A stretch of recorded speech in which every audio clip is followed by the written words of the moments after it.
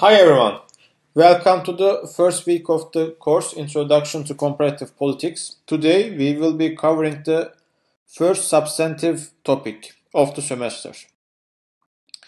So, as you have read, Robert Marx is trying to narrate a specific reading of history, that is teleological and Eurocentric reading of history, and he is providing some analytical tools to counter or to challenge the relevance of this historical narrative. So we will try to cover both of these points in this very short video. Teleology. Teleology, although it sounds like a jargony, complicated concept, actually it refers to a very simple idea. The word is the combination of two terms, telos and logos. Telos means purpose, and the logos means reason. The combination of these two, namely teleology, refers to the premise that the history is purposively flowing towards a certain pre-ordained endpoint. So as you see in the quotation taken from an article written by Karl Marx, he is adopting a teleological reasoning here through the capitalized terms. So destiny of humanity. There is an embedded assumption here is that humanity has a certain destiny here. And the other term, the unconscious tool of history. So history has its own logic, has its own reason or unconscious instruments to shape its course. So this is teleological argument. Eurocentrism, on the other hand, argues that Europe, as a result of its unique characteristics, such as its Protestantic or inclusive institutions, or the convenient environmental areas that it inhabited in terms of temperate climate or in terms of the biodiversity, or small families, or some other so-called unique characteristics, Europe achieved to modernize first, and thus attained the moral superiority to diffuse its understanding and experience of modernity to the other parts of the world as the first modernizer region. In this reading of history, actually Europe is treated as the main and primary agent of history. So it is the only actor here, only crucial actor here.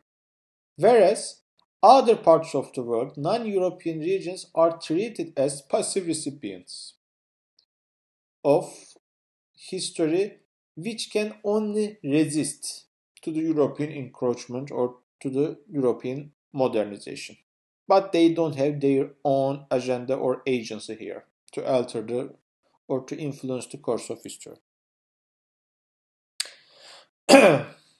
Here you will see some links to interesting videos. So I will post this video on the Blackboard page for you to discuss. It's about the historical discussion between two Spanish prominent people of the time in mid-16th century, Sepulveda and De las Casas, and they are debating on the humanity of the colonized indigenous or native people of America at that time by Spanish Empire. So let's try to, talk about some analytical tools that Robert Marx is using to challenge the Eurocentric and teleological reading of history. The first one is contingency. Actually, contingency is the antonym of inevitability or teleology, and it simply means that history is not inevitable or history is not predestined. So, certain outcomes became only possible thanks to the occurrence of some preceding circumstances, conditions, or events. So nothing is inevitable here. It's reliant, or its occurrence is reliant on another preceding factor or event. Actually, this reading, or the importance of contingency, underlines the possibility of agency that humanity has in shaping the course of history. So it invites human agency and creativity and role in in the analysis of how the current or contemporary world emerge. And it also, let's say, invites human agency to change and to remodify the contemporary world. So it's an important concept. The next one is accident.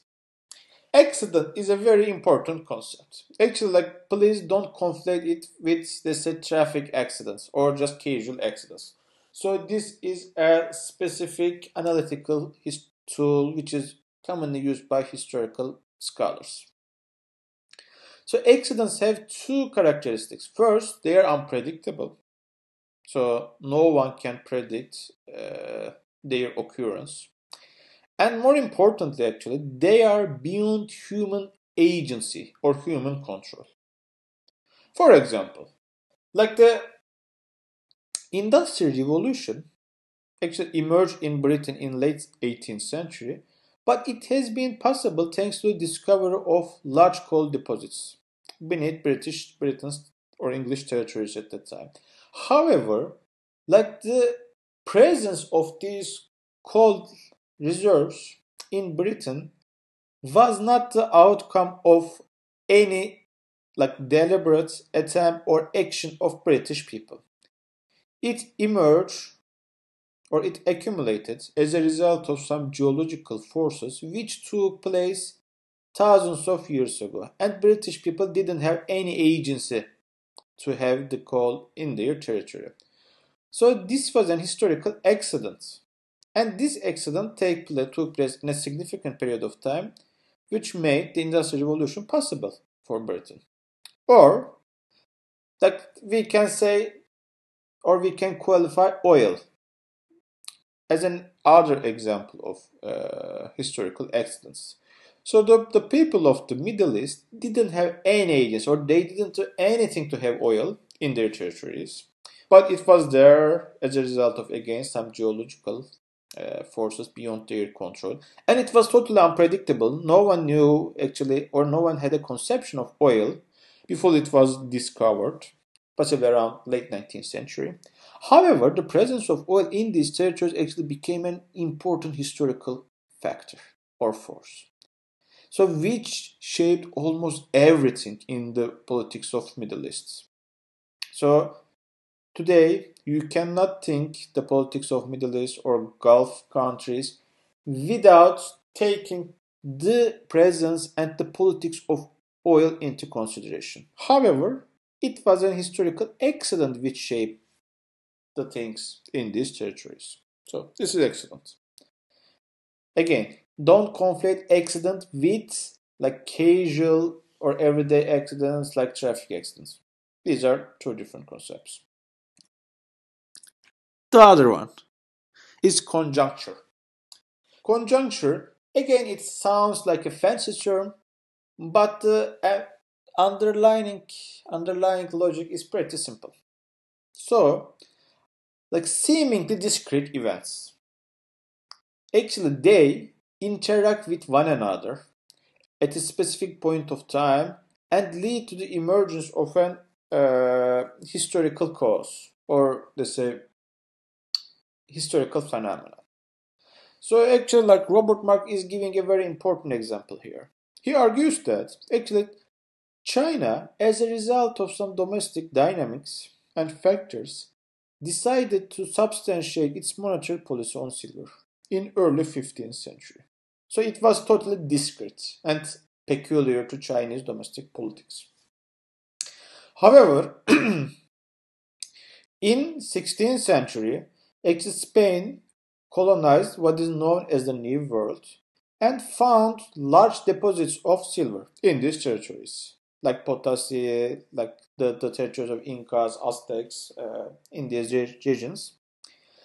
And like these two discrete or separate events actually interacted with one another and allowed the Spanish Empire to just extract these silver resources and export it to China. In return to, let's say, some Chinese goods such as porcelain, silk, or like various spices.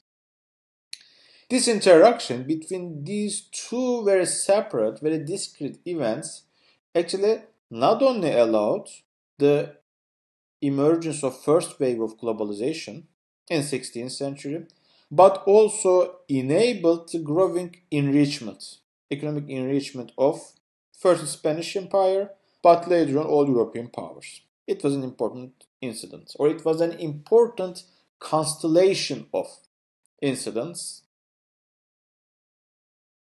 That was an important and critical historical moment at that time.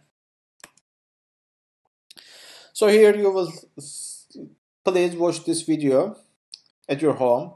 It's actually a very short footage taken from the movie, the famous movie, Curious Case of Benjamin Button. So it also like resembles or concretizes what conjuncture means in an everyday setting. Here actually it's talking about how car accidents became possible, and this is a great example of conjunctures.